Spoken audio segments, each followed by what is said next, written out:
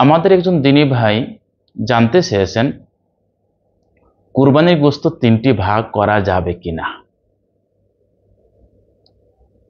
এই প্রশ্নের এক কথায় উত্তর হলো হ্যাঁ, কুরবানির গোশত তিন ভাগ করে এক ভাগ নিজের জন্য, আরেক ভাগ আত্মীয় স্বজনের জন্য এবং তৃতীয় ভাগটি হলো গরিব মিসকিনের জন্য, এটা করা যাবে।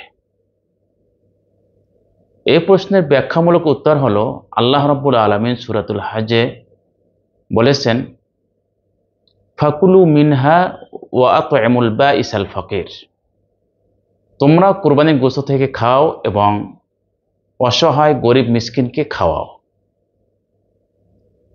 আরেকটি আয়াতে বলেছেন, ফাকুলু মিনহা, তোমরা কুরবানির গোশত থেকে খাও, ওয়া আত'ইমুল কানিআ ওয়াল মু'তার, এবং তোমরা খাওয়াও যারা আল্লাহ রিজিক পেয়ে পরিতুষ্ট এবং গরিব মিসকিনদেরকে।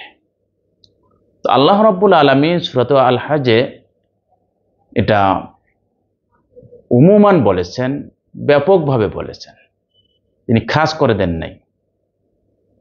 তো রাসূলুল্লাহ সাল্লাল্লাহু আলাইহি ওয়াসাল্লাম এটাকে খাস করেছেন।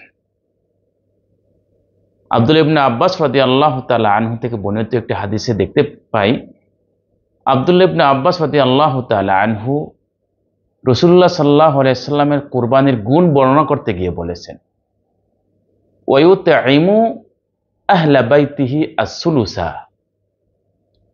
ওয়ায়ুতঈমু ফুকারা জিরানিহি আস-সুলুসা ওয়ায়াতাসাদ্দাকু আলা সুআলি আস-সুলুসা। হাদিসটি আবু মুসা আল আসবাহানি রাহিমাহুল্লাহ তার বিখ্যাত গ্রন্থ আল ওয়াজায়েফ সেখানে বর্ণনা করেছেন। হাদিসটি হাসান। হাদিসটির অর্থ হলো, আব্দুল্লাহ ইবনে আব্বাস রাদিয়াল্লাহু তাআলা আনহু বলেন, রাসূলুল্লাহ সাল্লাল্লাহু আলাইহি ওয়াসাল্লাম কুরবানির গোশত থেকে তার পরিবারকে 1/3 খাওয়াতেন,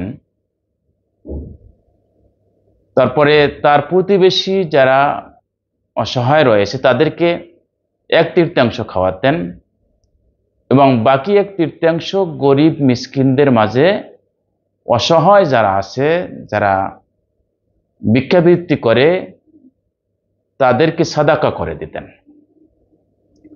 তো এই হাদিস থেকে স্পষ্ট রাসূলুল্লাহ সাল্লাল্লাহু আলাইহি সাল্লাম কুরবানির গোশতটাকে 3 ভাগ করতেন। 1 ভাগ নিজের আহালের জন্য, আরেক ভাগ প্রতিবেশীর জন্য এবং আরেক ভাগ যারা ভিক্ষাবৃত্তি করে অসহায় তাদের জন্য সদকা করে দিতেন। এই হাদিসের আলোকেই 4 মাযহাবেই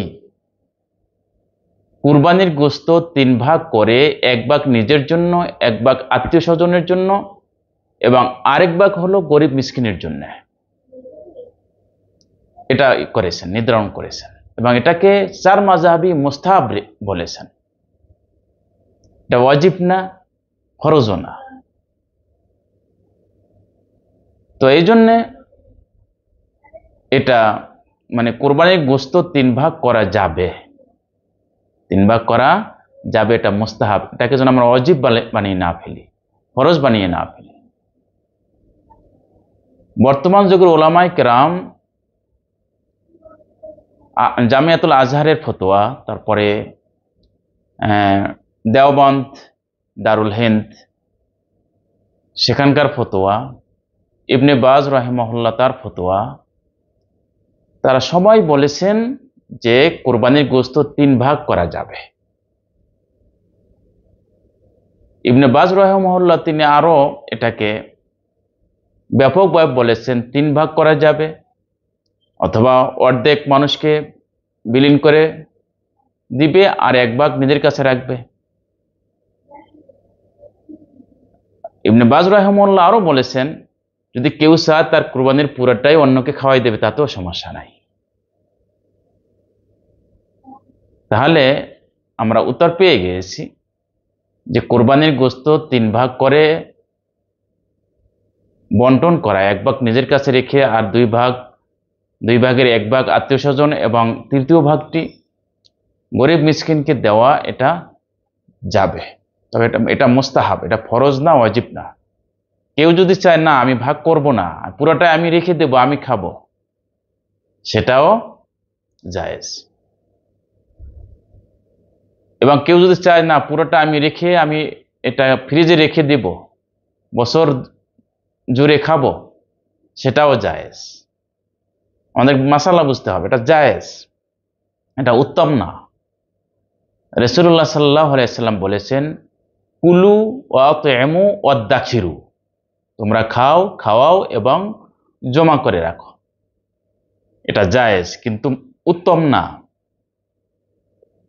উত্তম হলো নিজে একটি অংশ রেখে বাকিটা মানুষের কাছে বন্টন করে দেওয়া, গরিব মিসকিনকে খাওয়া, এটা হলো উত্তম। তো একজন মুমিন সাধারণত উত্তম কাজটা করবে, এটাই তো স্বাভাবিক। তো এই মাসালা থেকে ক্লিয়ার হলো যে 3 ভাগ করে কোরবানির গোশত এটা বন্টন করা, নিজের কাছে 1 ভাগ রাখা, এটা মুস্তাহাব, ওয়াজিব না, ফরজ না। কেউ যদি চায় যে না ভাগ করবে না, পুরোটা নিজের কাছে রাখবে, সেটাও পারবে।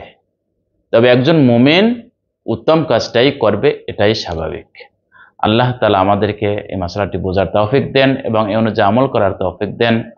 সুবহানাকাল্লাহুম্মা ওয়া বিহামদিকা আশহাদু আল্লা ইলাহা ইল্লা আনতা আস্তাগফিরুকা ওয়া আতুবু ইলাইক।